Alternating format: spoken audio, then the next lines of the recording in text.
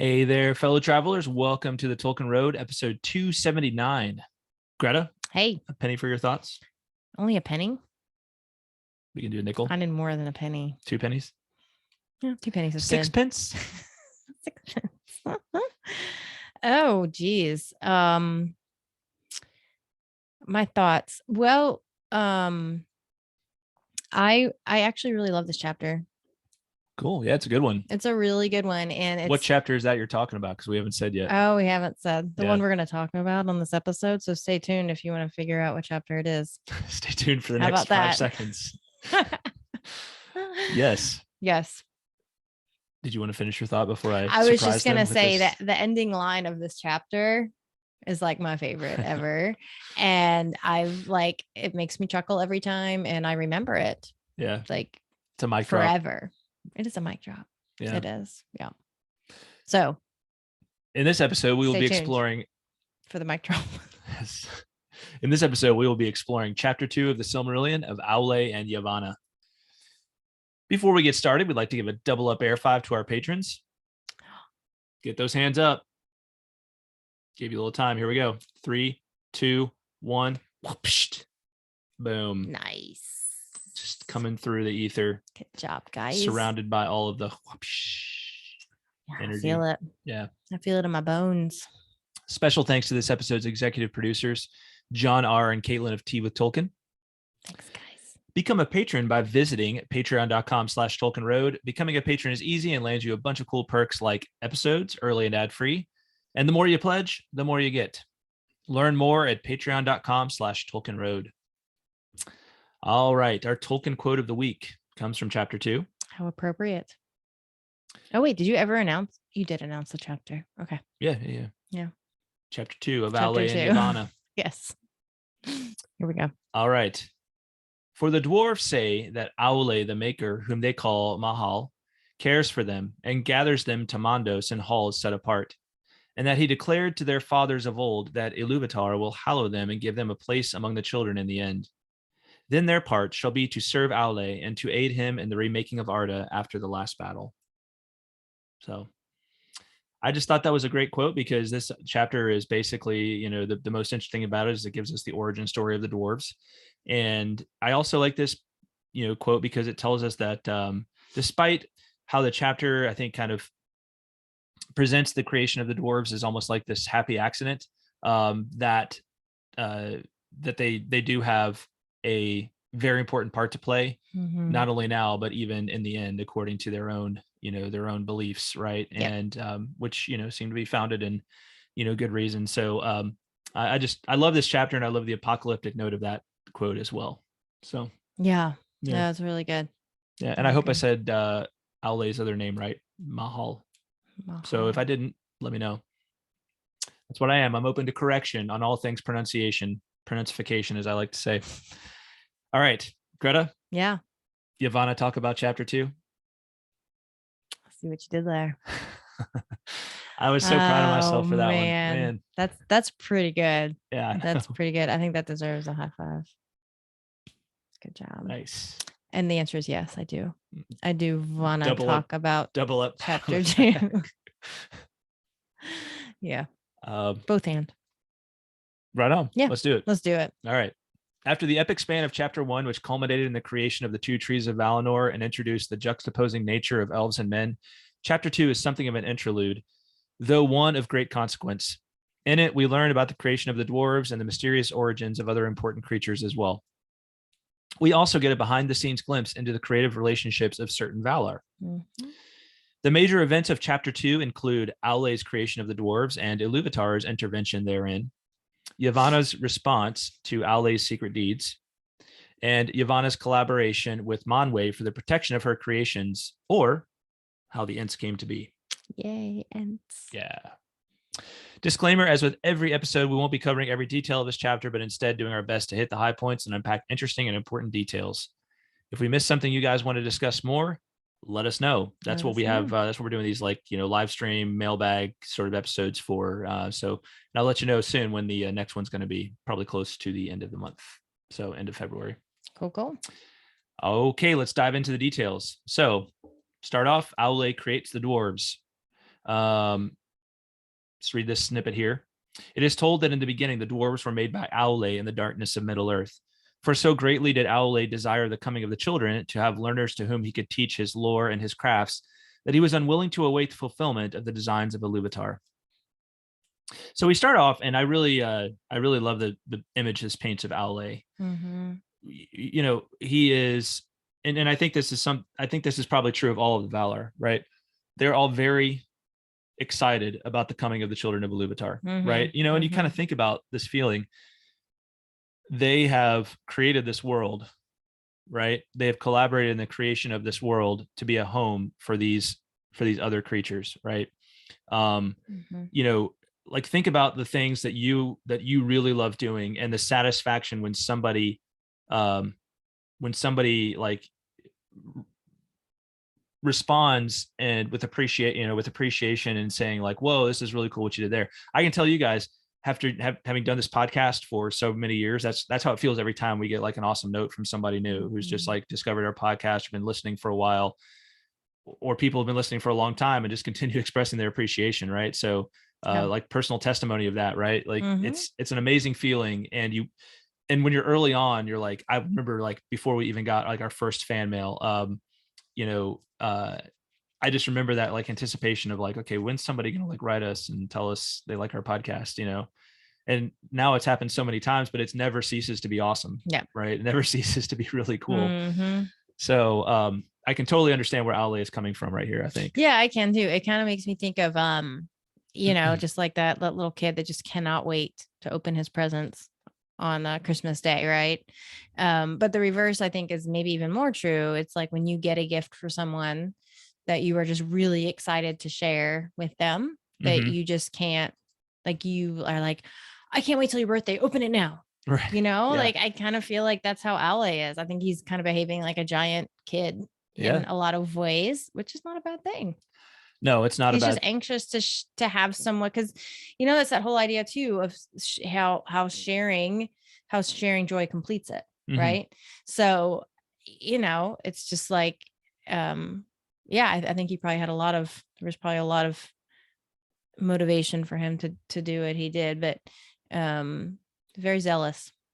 Yeah, and I think there's a way in which, although it's not explicitly stated in this chapter, I think there's a way in which we can kind of juxtapose Aulë with Melkor, right? We can juxtapose Aulë with Melkor because Melkor, of course, early in Ainu Lindale, he goes off and does his own thing, right? And you know, and we feel maybe a similar impulse in him, but it's a similar impulse, I think, to like want to bring things to fruition, right? But he goes about it in the wrong way, right? And so while we have a hard time viewing out what Aulë did as bad on a human level, I think, right? But in the context of this, right, he's kind of jumping the gun on Ilúvatar, right? And this becomes a point of conflict within this chapter. But I think it's really telling how different their responses are, right? Melkor continues to go astray, continues to do his own thing and insist on his own way, instead of like repenting, instead of coming back and saying, okay, Ilúvatar, I'll do it your way, right?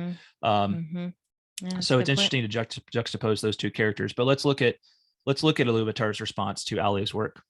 Do you want to read this highlighted section here? Sure. So the voice of Ilúvatar. Yeah, go ahead. And the voice of Ilúvatar said to him, why hast thou done this? Why dost thou attempt a thing which thou knowest is beyond thy power and thy authority? For thou hast from me as a gift thy own being only, and no more. And therefore the creatures of thy hand and mind can live only by that being, moving when thou thinkest to move them. And if thy thought be elsewhere, standing idle, is that thy desire? Yeah, so that's really interesting, right? I think this is a pretty fascinating little statement here. So Ilúvatar is not pleased, right, that Aulë has done this. Although I don't know that he's necessarily like, you know, like thundering at him, right? It's more like it's more like kind of a fatherly, you know, admonition. Yeah. Right. Mm-hmm. It's like, no, you didn't do it the right way here. This isn't what I wanted. But Mm-hmm. of course, Ilúvatar knows he's doing it. He knows he does it, and probably foresaw that he'd do it. So there's something in this, right? That he's why was this done? Well, that's always the interesting question. Like, why does God allow certain things to happen, right? Yeah. And this isn't even a particularly like evil thing to us, right? Right. But so there's some deeper purpose behind this, and of course it brings the dwarves to fruition, but it also is it's a teaching moment, right? And what we learn is that Aulë is that since he's created these things apart from Ilúvatar, like kind of a mindset of collaboration with Ilúvatar, Mm-hmm. he's created them to be these beings like the children of Ilúvatar, but they are not capable of that under Aulë's own power, Because right? there's no Ilúvatar in them. Right. There's no Ilúvatar in them, and it's to Ilúvatar to Mhm. grant, that secret fire, right? That Mhm. that thing that's the animating force, right? Right. So it's really interesting that he kind of has this notion that, like, okay, when you're not thinking of them, when you're not giving them power, they're basically automatons right now, right? When you're not powering them, they're just gonna shut down, right? Yeah. This passage is very reminiscent to me of that, in Genesis, of the in the garden, when Eve eats the apple, and God questions them, right? Like, Mhm. why did you do this? And I think that basically kind of the reason that both Ilúvatar gives here and that God gives in the Bible is that it was outside their nature, Mhm. right? Like it was not in their nature to eat of that tree. It was not in Aulë's nature to create Hmm. living beings. Mhm. It was outside of their dominion in a way. Yeah. So No, that's a good point. Yeah, I can see how that I can see that parallel as well, right? yeah. And it's interesting to think about similarly, like something that seems like, what's the big deal, right, to Yeah. us, right? Yeah. I mean, what human being doesn't look at the story in Genesis and think like, what's the big deal? They ate a piece of fruit, right? And Mm-hmm. it's you have to kind of dig deep to understand like the underpinning theological things. Of course, the thing I always like to say about that story is Adam and Eve eat from the tree, and then one of their sons murders the other. It's like, wow, that escalated quickly. Right. So Yes. I think there's a maybe an important I think lesson there's maybe a parallel right there. there. Yeah. Yeah. So, but this Yeah. isn't this isn't a biblical preaching podcast, so we won't go there Right. No, necessarily. I was going to make the point, it was reminiscent of it. And I feel like especially after reading that first paragraph, I mean, it's hard to believe that Aulë's intentions were not good. I Mhm. mean, they were really, he had good intentions, right? And it makes me wonder, like, did Aulë even think of this? Like, did he even think, oh, wait, maybe I shouldn't do this because I'm not a Ilúvatar? I mean, I don't know. Maybe he did. But if he did, I can't imagine he would have gone through with it. Right. So, Yeah. anyway. Yeah. Aulë did what he did, and now we're going to find out why he did it. Okay, now he's going to kind of give a defense to Ilúvatar of why he did it. Then Aulë answered, I did not desire such lordship. I desired things other than I am, to love and to teach them, so that they too might perceive the beauty of Ea, which thou hast caused to be. For it seemed to me that there is great room in Arda for many things that might rejoice in it. Yet it is for the most part empty still and dumb. And in my impatience I have fallen into folly. Yet the making of things is in my heart for my own making by thee, and the child of little understanding that makes a play of the deeds of his father may do so without thought of mockery, but because he is the son of his father. But what shall I do now, so that thou be not angry with me forever? Right. That's a pretty good defense. It is. He's Aulë. Maybe he's the patron of lawyers as well, because he does a pretty good job of defending himself. He right really there. does. Yeah. So remember, we discovered last chapter he's kind of he's like the philosopher God too, because right. he thinks about not only the making of things himself, but like why people make, like why Right. make, right? Yeah. And he's kind of a patron to those who think about those questions, right? Right. And the way things work. So yeah, so I think the thing I want to highlight here is that he starts off by saying, I did not desire such lordship, right? So again, that juxtaposition between him and Melkor, right? Yeah.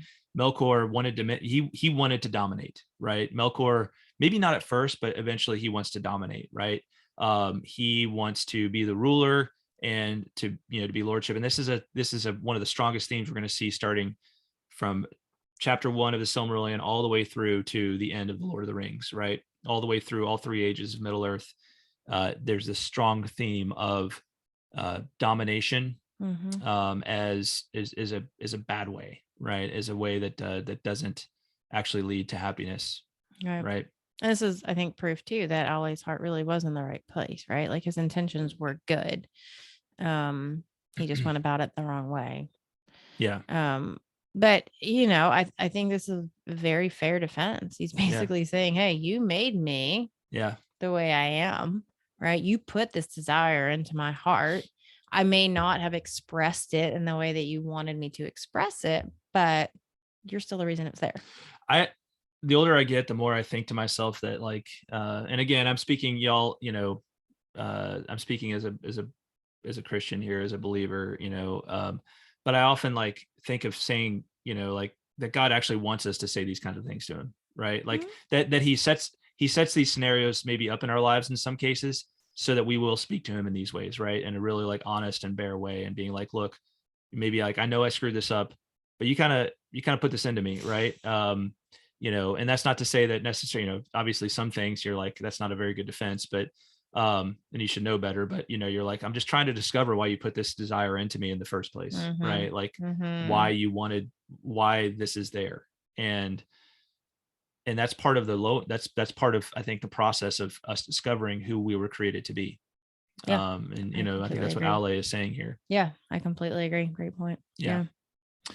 So what we find then is that Aulë he's ready to basically like, he's really ready to go to like great lengths to like show Ilúvatar that he's sorry, right? And he's like ready to just destroy these dwarves, right, that he's created. And so that's what we see here in this passage. Then Aulë took up a great hammer to smite the dwarves, and he wept. But Ilúvatar had compassion upon Aulë and his desire because of his humility. And the dwarves shrank from the hammer and were afraid, and they bowed down their heads and begged for mercy. And the voice of Ilúvatar said to Aulë, Thy offer I accepted even as it was made. Dost thou not see that these things have now a life of their own and speak with their own voices? Else they would not have flinched from thy blow, nor from any command of thy will. Then Aulë cast down his hammer and was glad, and he gave thanks to Ilúvatar, saying, May Eru bless my work and amend it.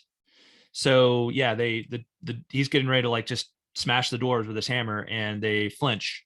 And Ilúvatar's like, wait, can't you see that I've already taken care of it, right? Yeah, he's already, so that's interesting because they're already not automatons anymore, right? I mean, Ilúvatar has already, in a way, hallowed or blessed this work, or else they wouldn't have flinched, right? Right. That's interesting. I didn't pick up on that the first time. Yeah. This is also very reminiscent to me of the whole Abraham and Isaac, right? Where Abraham raises his the sword to sacrifice Isaac, and God's provides the ram and stays his hand, and that was because Abraham was willing to do it, right? And here, because it's a triumphant show of trust on Abraham's part, but here it says that Ilúvatar had mercy on Aulë because of his humility. Yeah, which is interesting. Yeah. Well, and I think you can make a similar case in going thinking about the Abraham story, the Abraham and Isaac story of Abraham's faith, right? His just total trust, right? Yep. And that's what is typically highlighted with that story. And here you have the case of humility, right? So and maybe that's again juxtaposing with Melkor, maybe that's what Ilúvatar is really looking for, right? It's just the humility to learn. And there's this running theme throughout all of this that everything is a work in progress, including all of the people, all of the gods that Ilúvatar has created, all of the people of Middle Earth and the Middle Earth itself, right? Yep. That it's all a work in progress. Nothing was created perfect, right? But it's kind of the endeavor of all things to create the perfection, right? To subcreate the perfection, right? The final version. We create ourselves as we live this life, right? When we choose the good, right? When we choose wisely, we create a better version of ourselves, right? That's absolutely true. We're in the process of creating a better version of ourselves, right? So yeah, I don't know. This is, beautiful little note there for sure. Yeah, it really is. And it shows that Aulë was, through that humility, he was willing to recognize Ilúvatar's dominion, right? He was basically like, you're right. I overstepped. You're the one in charge, forgive me. So kudos to Aulë for being teachable. Absolutely. Well, so Ilúvatar does spare the dwarves, and he actually gives them the life that can only come from Ilúvatar, right? That animating factor. But he basically says, here's the thing though, Aulë, they're not number one. Well, so they're not coming before the elves, right? They're not coming before the elves. So it says, they shall sleep now in the darkness under stone, and shall not come forth until the firstborn have awakened upon earth. And until that time, thou and they shall wait, though long it seem. But when the time comes, I will awaken them, and they shall be to thee as children, and often strife shall arise between thine and mine, the children of my adoption and the children of my choice. So, he's like, so this is good news, and there's some bad news, right? Maybe not so bad news. I mean, they're sleeping for a little while, because my plan was for the elves to come first. But once the elves arrive, then I'll allow your dwarves to awake, right? Also, they're not going to like each other very much, right? So there's some conflict there, right? Which even if you're your main reading is like third age material, Lord of the Rings, The Hobbit, and it's your first time through the Silmarillion, you're going to see there's actually like a lot of intrigue between the dwarves and the elves, and you can see that in Lord of the Rings as well, especially early on between Gimli and Legolas. Yep. So. Absolutely. Yeah, this is curious to me. I mean, I guess, is it just kind of like Ilúvatar didn't have to put that strife between them? I mean, so I'm kind of like, I don't understand why he would. Well, I think it's illustrative of like this idea that like when you do circumvent, I mean, I'll be honest, and like I keep on coming back to these things, but like I feel like this is a strongly Christian theme, right? When you do circumvent the will of God, right? Consequences. Even if you feel like it's in a minor way, there are consequences, right? Now, that doesn't mean that God does not forgive, but you can think of any evil, right? Like you and I talked about a lot about this, especially when we were new as Catholics, because there's this idea of of kind of the different aspects of of punishment for sin, right? And it's like Christ takes care of of providing the forgiveness overall, right, in all ways. But if I if I break, so let me put it this way, if somebody hauls off and punches somebody in anger, right, and breaks their jaw, and then they just feel horrible about it, right? And they go and they're like, please forgive me. I don't know what happened to me, and I'm just ashamed of my behavior. And the other person might be like, it's cool, right? Because they're an amazing, forgiving person, right? And that's kind of like that level of forgiveness that the gospel calls for, right? Yeah. But guess what? That person still has a broken jaw, right? And that's going to cause them problems. They maybe have PTSD for the rest of their lives because they got just shellacked by somebody, right? All of those things, and how do we deal with those things, right? How do we deal with those things? So because those consequences do exist, we can be forgiven, but there's always going to be consequences for our actions in the here and now, and that are just uncircumventable, I guess you could say. Yeah, right. I think that's fair. Yeah, it's interesting to me too, though, that Aulë asks Eru. He asked Ilúvatar. He says, "May Eru bless my work and amend it." So he knew it needed amending. Like he knew it wasn't perfect, but Ilúvatar's like, nope, no, I'm not gonna amend it. Yeah. So he's like, okay, well, at least I didn't have to kill him, so right, I'll take it. Yeah, it's a deal. So that's how we got the dwarves. That's the basic idea. There's seven fathers of the dwarves is what Aulë gives us, and we will hear them referred to again in in other parts of the canon of the Legendarium. And then we have a description of what the dwarves were like, of kind of the nature of dwarves. And I think this is enjoyable stuff. It is. You want to read this, Greta? Sure. Since they were to come in the days of the power of Melkor, Aulë made the dwarves strong to endure. Therefore, they are stone hard, stubborn, fast in friendship and in enmity, and they suffer toil and hunger and hurt of body more heartily than all other speaking peoples. And they live long, far beyond the span of men, yet not forever. Aforetime it was held among the elves in Middle Earth that dying, the dwarves returned to the earth and the stone of which they were made. Yet that is not their own belief, for they say that Aulë the Maker, whom they call Mahal, cares for them and gathers them to Mandos and halls set apart, and that he declared to their fathers of old that Ilúvatar will hallow them and give them a place among the children in the end. Yeah. So, which is also our Tolkien quote. That was our Tolkien quote of the week. Yes. So, why are the dwarves the way they are, right? And it's because they were conceived in the mind of Aulë in the days of the power of Melkor, right? So he's like, they need to be tough, right? They need to be really tough for this. Stone hard, stubborn, fast in friendship and in enmity, and they suffer toil and hunger and hurt of body more heartily than all other speaking peoples. And they live long, far beyond the span of men, yet not forever. So they're tough. I mean, that's basically the big takeaway here. In a nutshell, people. Well, yeah, I mean, fast in friendship and in enmity, right? They're like, if you're their friend, like a dwarf is a good friend to have and a bad enemy to have, right? Absolutely. Absolutely. Yeah. So if you're gonna be in bar fight, you want a dwarf with you. Yeah.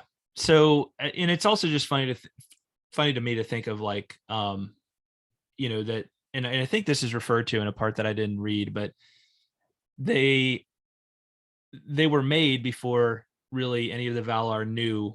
They knew the children of Ilúvatar were coming, and they maybe had early glimpses of them, but they didn't really know what they were going to be like, right? And so he did his best based on like kind of his own vision of what they might look like to create them, and that's how we got the dwarves. So it's like a poor man's, a dwarf is poor man's elf, right? Or as our children would say, they're discount elves. Discount elves. So, which is, maybe somewhat of the aspect of why they place, and they on occasion play a comical role in the story. Yeah. Although sometimes I think that the way Hollywood and adaptations have played that part is not as highlighted in the story, right? Is actually not as much as Tolkien wanted, right? I think he has a lot more respect for the dwarves than maybe a lot of us do. Peter right? Jackson does. Well, they provide good comic relief, right? Oh, they do. They do. They absolutely do. And I think for the most part, they live up to that description for sure. Yeah. Let's face it, Orlando Bloom is just not very funny. No, but he's easy on the eyes. Well, that's the whole thing, right? Very easy on the eyes. All right. Yeah. So, all right. So we leave off the creation of the dwarves, and next up, Aulë really is like, I should probably tell Yavanna about this, right? Remember, Aulë and Yavanna are spouses, are intended to be spouses, but this kind of creates a rift between them. So, yes, it does. Read this passage. And not surprisingly either. Well, yeah, we'll discuss. All right. Now, when Aulë labored in the making of the dwarves, he kept this work hidden from the other Valar. But at last he opened his mind to Yavanna and told her all that had come to pass. Then Yavanna said to him, Eru is merciful. Now I see that thy heart rejoiceth, as indeed it may. For thou hast received not only forgiveness, but bounty. Yet because thou hiddest this thought from me until its achievement, thy children will have little love for the things of my love. They will love first the things made by their own hands, as doth their father. They will delve in the earth, and the things that grow and live upon the earth they will not heed. Many a tree shall feel the bite of their iron without pity. So basically she's like, well, thanks for telling me, but now what do I do about, like, they're gonna cause me problems. They're gonna cause all of my creations problems because we didn't work together on this. And I love this because in this like conflict, we see how, like, why we have the various Valar and why they're paired off, but they're also like supposed to collaborate with one another, right? They're like this, that image of a symphony that goes back to all the way to the beginning in Anu Lindale, right? It really plays out, and it informs this overall theory of creativity and the role that it plays in our lives, that was so dear to Tolkien, right? Yeah. This idea of subcreation, and then it's a collaborative effort. Collaborative effort. Exactly. Yeah. And it just, I feel like this is just the kind of thing that, I mean, there's so many just examples of it in our own lives, right? Yeah. I mean, you do something that you think is good and noble, but you don't tell the right people about it, and it ends up causing more problems than not. So not all surprises are good surprises. Yeah.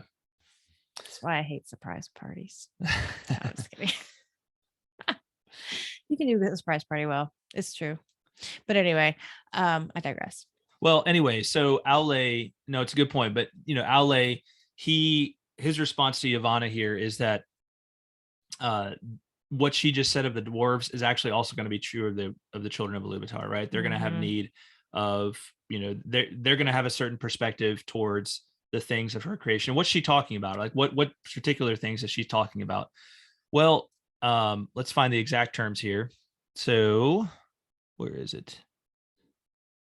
You're talking about what Yavanna is saying that they're not going to love?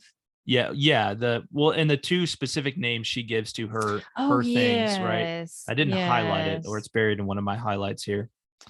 I remember reading it. Noted it. Well, it's one of those things where you're glancing over and it's the two words that you're trying to find that you can't find. Yeah. Yeah, we'll come back to it. But anyway, we can think about it as like animals and plants, basically, right? She's worried about animals and plants because those are the things that are really, really her big contribution to the world. Yeah. Growing things. So yeah. So Aulë's attitude is basically like, yeah, the children of Ilúvatar, themselves are going to have the same, reaction to your creatures, right? They're going to view them as things to, use for their own purposes. So I'm not sure you can blame all of this on me, right? Don't blame all of this on me, please. Yeah. And he has a point, but I understand where Yavanna's coming from. Yeah. Well, her response is not unless Melkor darkened their hearts, right? That's not exactly how they're supposed to be, right? But yeah. But that does happen. Melkor does in fact darken their hearts, so it is going to be a problem. Yeah, unfortunately. Yeah.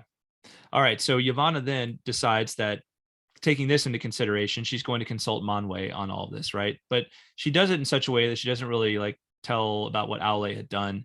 But she had says like basically, so I think that's cool. Like first of all, she tries to like, I think kind of help her husband save face. But she's like, these children of Ilúvatar, they're going to cause my creation's problems, aren't they? So she says, King of Arda, is it true, as Aulë hath said to me, that the children of Ilúvatar, when they come, shall have dominion over all the things of my labor, to do as they will therewith? And he says, it is true, but why dost thou ask? For thou hast no need of the teaching of Aulë. And she says, because my heart is anxious, thinking of the days to come. All my works are dear to me. Is it not enough that Melkor should have marred so many? Shall nothing that I have devised be free from the dominion of others? And he says, if thou hadst thy will, what wouldst thou reserve? Of all thy realm, what dost thou hold dearest? So this sets up this, scene between Yavanna and Manwë, where they kind of, dream up some new creations to help protect, her works, right? So do you want to read this quote right here? Yep. All have their worth, said Yavanna, and each contributes to the worth of the others. But there it is, the Kelvar. But the Kelvar can flee or defend themselves, whereas the Olvar that grow cannot. Kelvar would be animals. Olvar would be plants. Plants and trees. And among these, I hold trees dear. Long in the growing, swift shall they be in the falling. And unless they pay toll with fruit upon bough, little mourned in their passing. So I see in my thought, would that the trees might speak on behalf of all things that have roots and punish those that wrong them. I didn't, I kind of love that actually, because, I mean, she has a point, right? Animals can to they can defend themselves. Yeah. Right. To a point. The trees have absolutely no protection Right. whatsoever. And unless they provide fruit, no one really misses them. Mm-hmm. She's right about that. Yeah, for sure. Until it gets really hot and then they don't have shade and that stinks. But yeah, I think her logic is very good here. Yeah, well, I mean, you know, in Manwë, to her last thought there is like, that is a strange thought, right? Trees that speak on behalf of all things that have roots and punish those that wrong them. Mm-hmm. And she says, it was in the song, right? So apparently this was part of the music of the Ainur, right? For while thou wert in the heavens and with Ulmo built the clouds and poured out the rains, I lifted up the branches of great trees to receive them. And some sang to Ilúvatar amid the wind and the rain, right? So she's like, hey, it was in the song, so we can do this. Come on, Manwë, let's make this happen. Mm-hmm. Then Manwë sat silent, and the thought of Yavanna that she had put into his heart grew and unfolded, and it was beheld by Ilúvatar. Then it seemed to Manwë that the song rose once more about him, and he heeded now many things therein that though he had heard them, he had not heeded before. And at last the vision was renewed, but it was not now remote, for he was himself within it, and yet he saw all that was held by the hand of Ilúvatar, that was upheld by the hand of Ilúvatar. And the hand entered in, and from it came forth many wonders that had until then been hidden from him in the hearts of the Ainur. So I love this image of like that they're able to go back and like kind of ponder the music of the Ainur again, and that it's really like almost like it's kind of in it. Well, they are in it, and it's like it's at different times, right? And they can go back and refer to it and be like, oh yeah, that was there, right? So it's almost like this basis that they can go back and use to defend, you know, or make a case for doing something, right? Which means in a way it's written on their hearts, right? I mean, it's part of them. Oh yeah. So because that's what I mean, otherwise they wouldn't be able to go inward and contemplate it like that. Yeah. They you know, I mean, think about it. It's like you're created out of nothing, and then all of a sudden, you know, you're just involved in this music, and they were involved in it for a long time, right? Like in sort of a time outside of time, right? That we can't even really fathom. But yeah, they were in this for presumably a very long period of time within this music, and so they can go back and you know, access those memories. And honestly, you know, being immortal beings, they probably have some ability to access memories that we don't have as mortal beings, right? And as spiritual beings, right? Especially they, you know, purely spiritual beings, they have that they have that ability, right? Because they have less inputs to worry about on the physical side of things, right? On the physiological side of things. Absolutely. Yeah. So so then it says, then Manwë awoke, and he went down to Yavanna upon Ezalohar, and he sat beside her beneath the two trees. And Manwë said, O Kimintari, Eru has spoken, saying, do then any of the Valar suppose that I did not hear all the song, even the last sound of the least voice? Behold, when the children awake, then the thought of Yavanna will awake also, and it will summon spirits from afar, and they will go among the Kelvar and the Olvar, and some will dwell therein and be held in reverence, and their just anger shall be feared for a time, while the firstborn are in their power, and while the secondborn are young. So, yeah, so we're going to have some of these, some other spirits. And so it's interesting to think, does that mean that the Ents are Maiar? Like, are these the other spirits we're talking about? Are these non like Ainur spirits, or at least non Valar or Maiar spirits? But they're, you know, that they're going to go among the Olvar and the Kelvar, and they're going to, you know, be a part of this world, right? So yeah. While the firstborn are in their power and while the secondborn are young. So you hear that and you're like, well, that's why we don't have Ents today, people. You know, it's just past their time, right? Firstborn are no longer in their power, and the secondborn, us, are no longer young, right? So is Kimintari. That's another name for Yavanna. Yes. Yeah. Okay. I figured, but yeah. So it's again, we have this like collaboration, right? Between Manwë and Yavanna. And it's interesting to see how, you know, if you juxtapose this with, you know, what happened with Aulë when he did not, or kind of took matters in his own hands and refused to collaborate. You see how, you know, I mean, again, Eru was merciful, so it all worked out fine.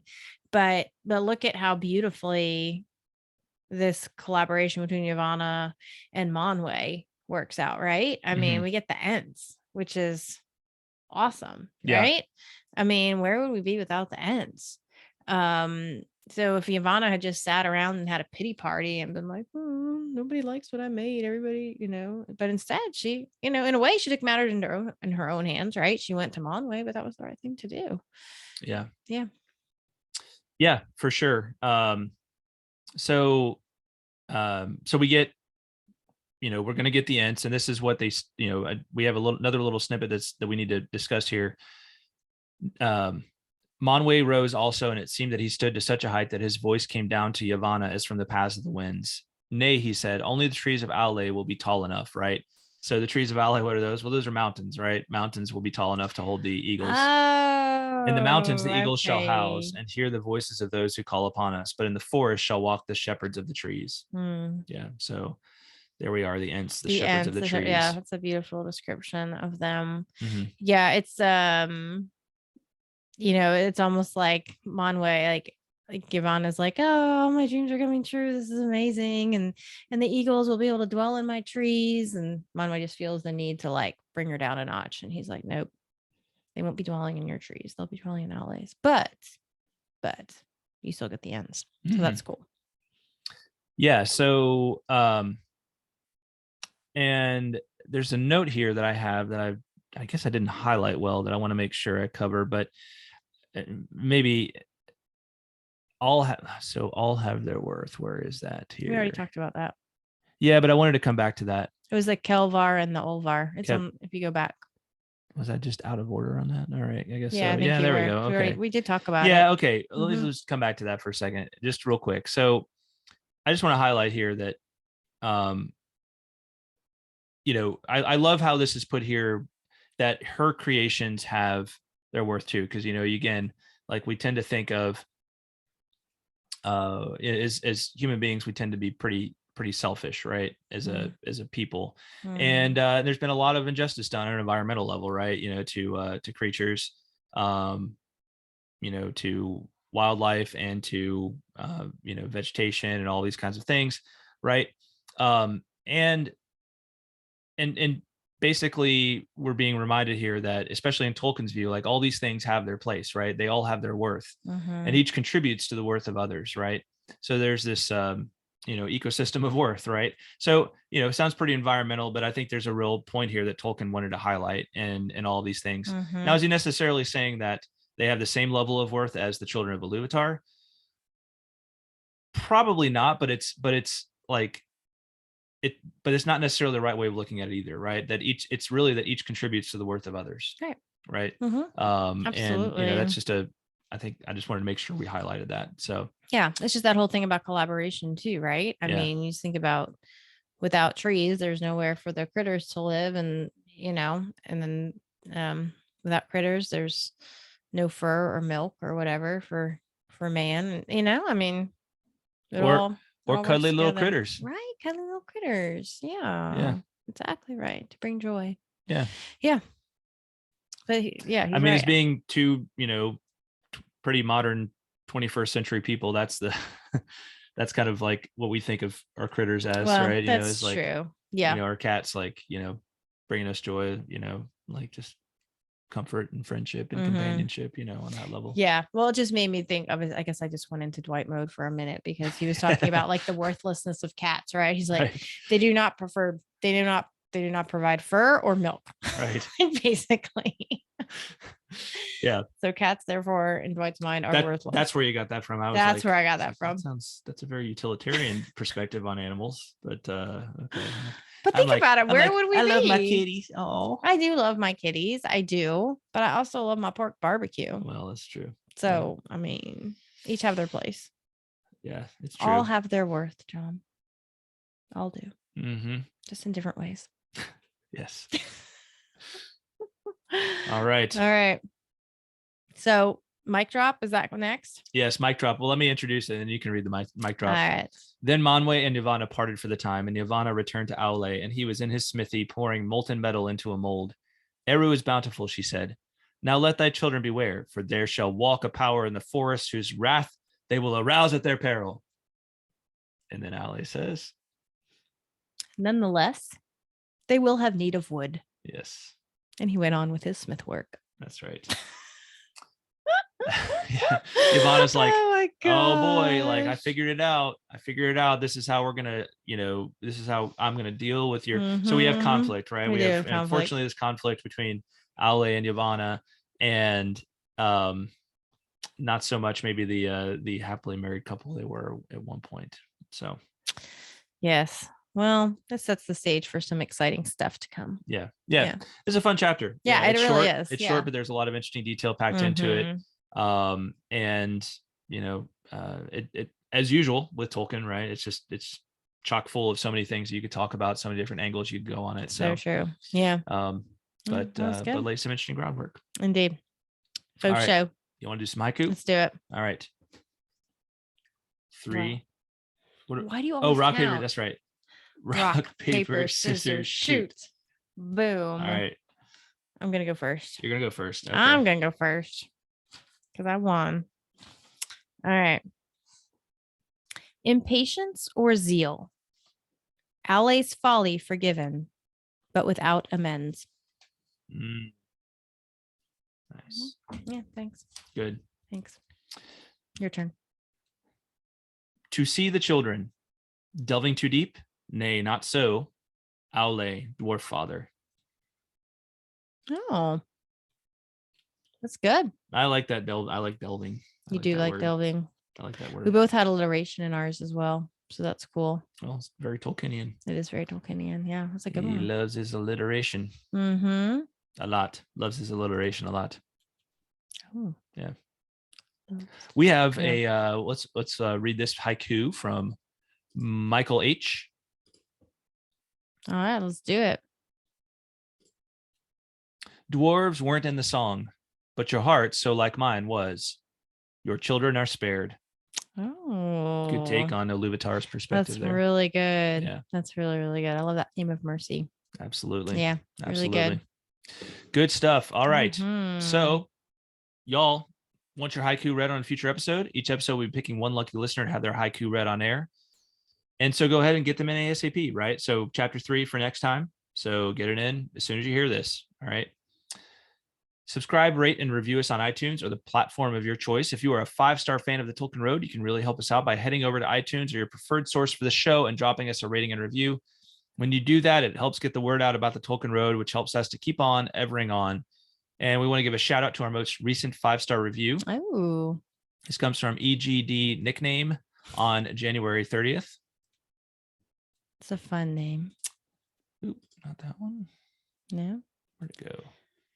Oh, here we go.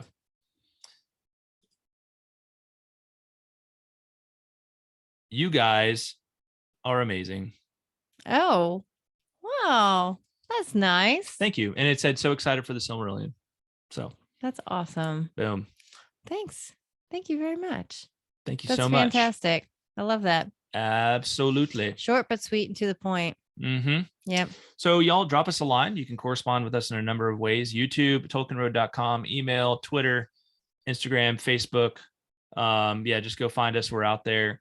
And we'll talk about what you send us, either directly respond to you or we're going to talk about it on a future episode, most likely. So, all right. That's it for this episode.